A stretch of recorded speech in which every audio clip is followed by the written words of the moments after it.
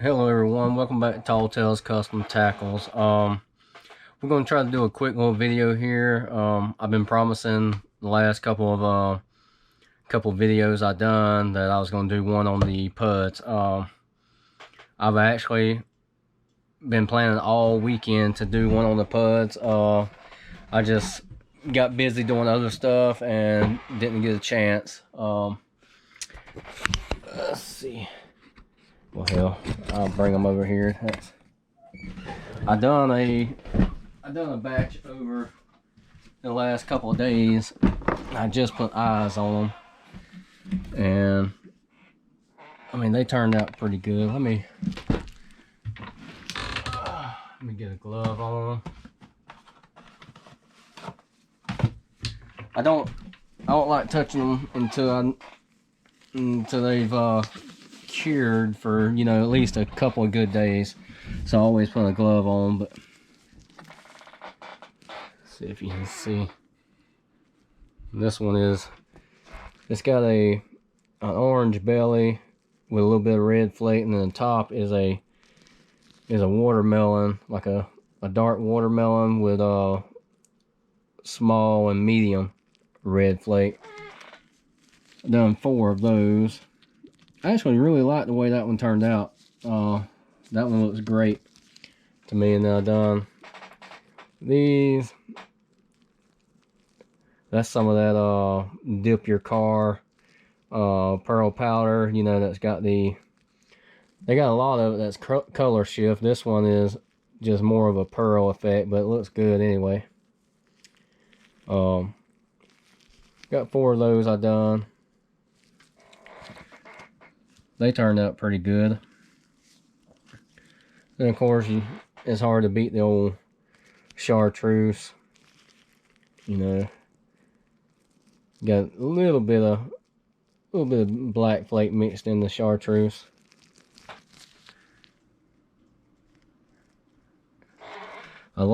It's a clear belly with just a light touch of pearl. Just a very little light touch. And of course, you know, it's hard to beat. I like the little bluegills. You know, you do. I done this one a little bit different than what I usually do. Still, you got the, you know, the orange in the belly. You got the little black, the gold foil, little kind of like a pearl center line, and then you can use watermelon, green pumpkin. I mean, sometimes I'll mix it up and make them lighter, darker. I mean, they all gonna look, you know, they all look different. And there you can see in the tails the flake.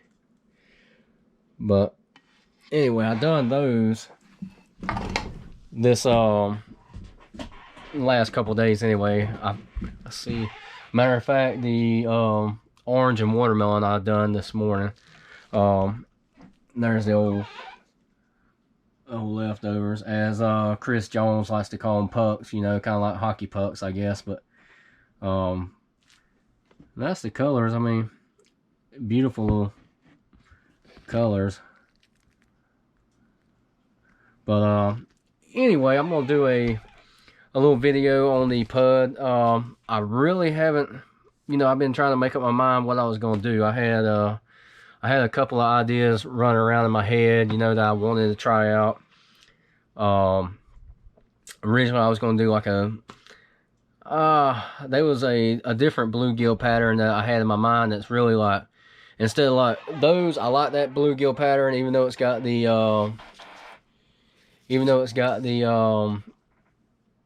foil in it. You know, it's a real simple, it takes a little bit longer to do, but it's a simple bluegill pattern.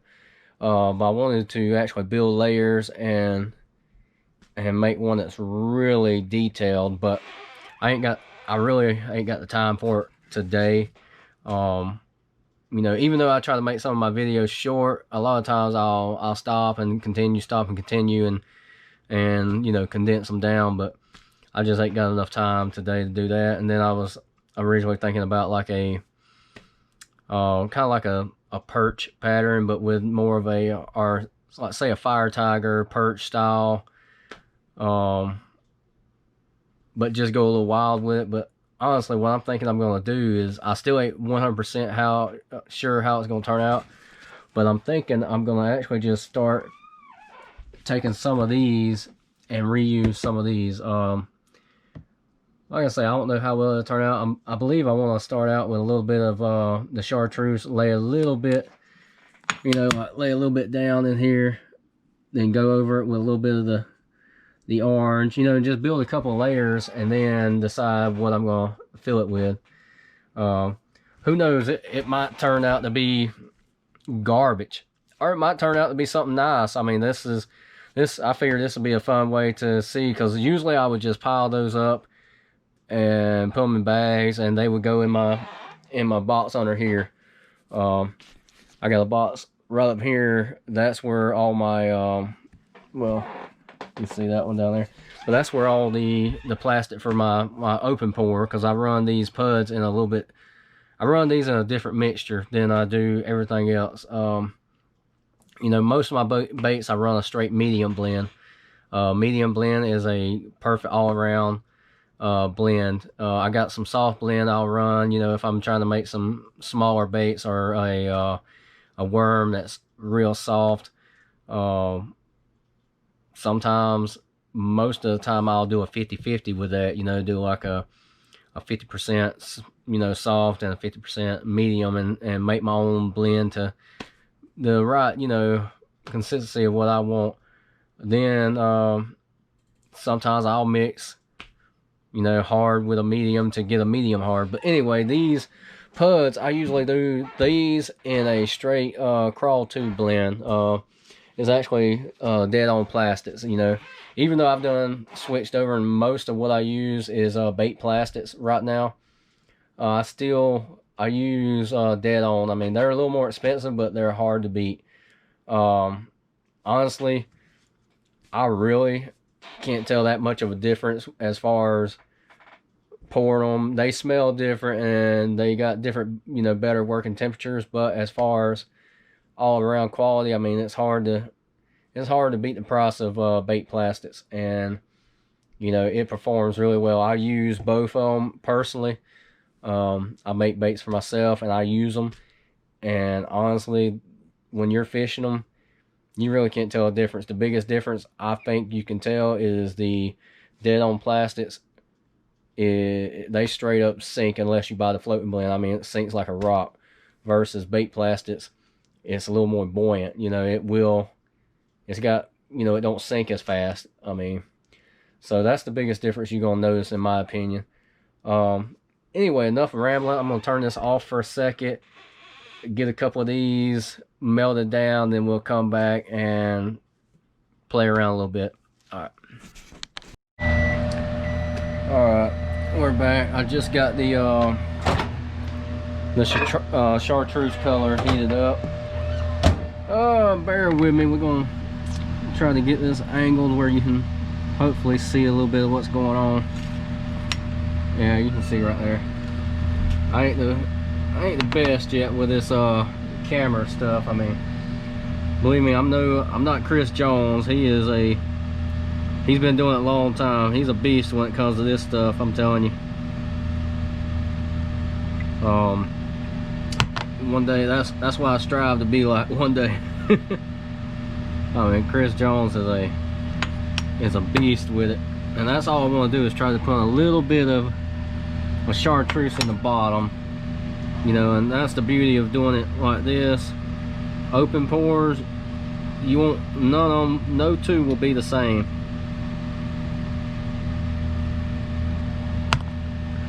Alright, no two will be the same. And I'll show you this with a couple of them, then I'm going to pause it until we get this layer right here done, because that takes up a lot of camera time, and all we're gonna do is just basically spread it around.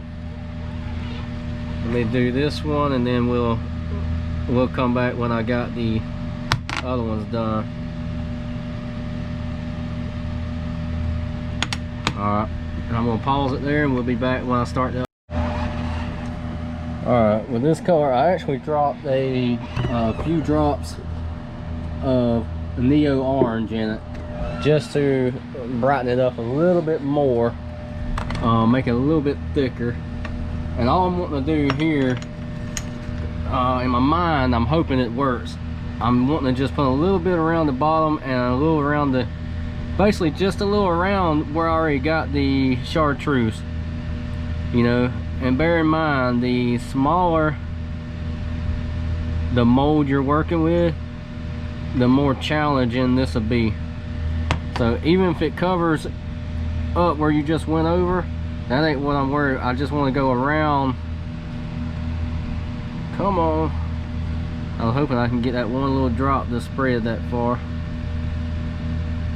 There we go. We'll just end up with a little extra. But basically, I want it to just be around it. The thought process on that is when you pull the bait out of the mold after you do your other colors, you should end up with that little orange tint around your chartreuse. You know, your chartreuse should still be there, and you should end up with a orange tint, as long as you don't go too thick with it. Do one more. And sometimes what I'll do is, if it tries to set up a little too quick, I will actually take my my heat gun and heat up around it, thin it out, and it'll spread it out more, let it lay more flat. Yeah, now that turned out good. Like I said, I'm thinking that this is gonna look alright. I mean, this is way different than what I originally planned, but I'm thinking that this will turn out alright. I mainly just wanted to use the colors I already got heated up, or my pucks that I got laid out. Alright, that's two. I'm gonna go ahead and do these, and then we'll come back when we're ready to build the next colors and stage. Alright, just show you, I went ahead and made the next step, change things up a bit. Put a little bit of black in it, and then melted it down with the heat gun, mainly because I think that orange is going to be a little too thick to really show the, you know, the color good. So I went ahead and done just a glob of black on each one just to see how it turns out. I'm thinking I'm going to go I'll probably mix a couple more of these pucks up, mix this one up, pour towards the bottom, might go with something dark towards the top. Anyway, I'm gonna put these together, get them ready, get them on the heat plate. Once I got them ready and we figure out the top colors, we'll pour them and see how they turn out. Alright, we got the gold. Decided to try to pour the bottom with that gold color and see what happens. It might look like crap, but that's what this is about, to see what it looks like. We're going to just pour the bottom half of it. I don't know if this gold is going to be really the ideal color for that bottom, but that's what we're going to pour and try anyway. Let's see here. And those of you that are new to the channel or haven't watched any of my previous videos, the reason I use this smaller griddle with these is it's more convenient. Now I have a big griddle top plate, but when it comes to these small molds, you can't beat this small one because it's easy. It don't get in the way, and I mean, hell, if it ain't broke, why fix it, you know? Alright. Basically what I want to do is just come right up close to the top of the hook slot. That one is just right there on it. And I guess what we're going to do for the top is do this watermelon color and see how well it turns out.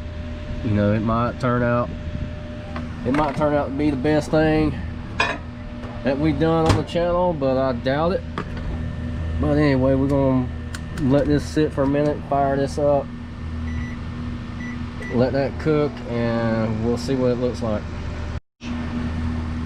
Alright, we got this one heated up. This is the final step, and we'll let them cool down for a while, and then we'll come back and see what they look like. Let's pour this. I like to start on the tails first. That's just my personal preference. I like to fill it up and work my way back. There's no wrong way to do it as long as you can get it filled. You can go back and forth with it, top it off. I like to have it where it's just a little bit above. It don't matter if it overflows, not on aluminum mold, because it's easy to trim. Fill up, run it all the way, and that goes back to, you want to make sure you have this griddle plate up to temperature. The reason being, if you don't, the layers will not be really welded together good, and you'll have like cold cracking in it. And what that is where it's not welded together, and you can actually take and peel the layers apart. So you want to make sure you have it up to temperature. We barely got enough plastic. Alright, and like I say, that little bit of overspill on the sides does not hurt one bit. On aluminum mold, when it's done, you can take your finger, your thumb, and actually push down, and it will cut all the way around that edge. One other thing I like to do is right there when I pour this last layer, I will bump it all the way up to 400 degrees and let it run on 400 for just a minute or so. The main reason is, once this mold gets up to temperature, all those colors blend, you know, they weld together. It's almost like one. You cannot, you know, you cannot separate the color. You'll rip the plastic itself, but you will not separate the colors. We're gonna let this cool off. It'll take a little while. Anyway, we'll come back when this is done. We'll see how they look. All right, we're back. I took one out real quick. It's not terrible. It ain't pretty, but it's not terrible. The black definitely got lost in it because that orange was way too thick, but you can see the black towards the top. It almost gives it a I don't know, kind of like a neat camo effect. You know, you got a little bit of gold blended in. It ain't horrible. I have poured a lot worse. Let's see. We'll see what these other ones look like real quick. They should be about the same. But we'll see.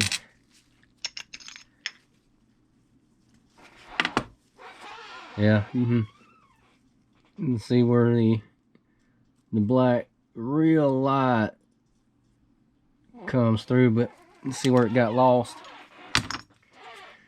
But I say I'm fine with that. You can see the gold. This will be something I'll use. You know, ugly stuff like this I don't mind using for myself. It could have been a lot better, but it turned out better than I expected, being the thickness of those other colors. When you want to build layers and actually going to make something with layers, you want to make your colors a little thin. You know, you don't want them real thick because it hides and covers up your other colors. And this one, you can see the layer was thinner on this one, but it's not terrible. I mean, it really reminds me of camo. All right, let's see. Let's see this one.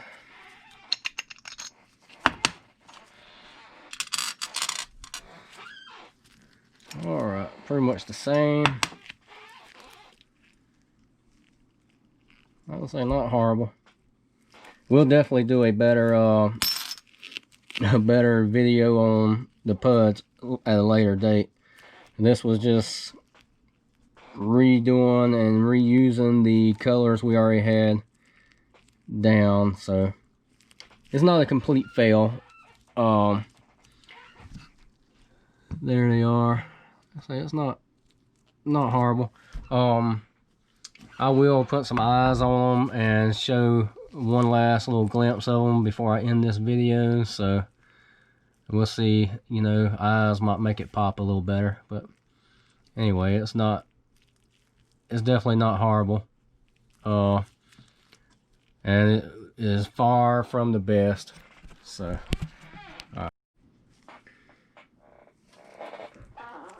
alright, as you can see, eyes make a difference. It looks so much better with eyes.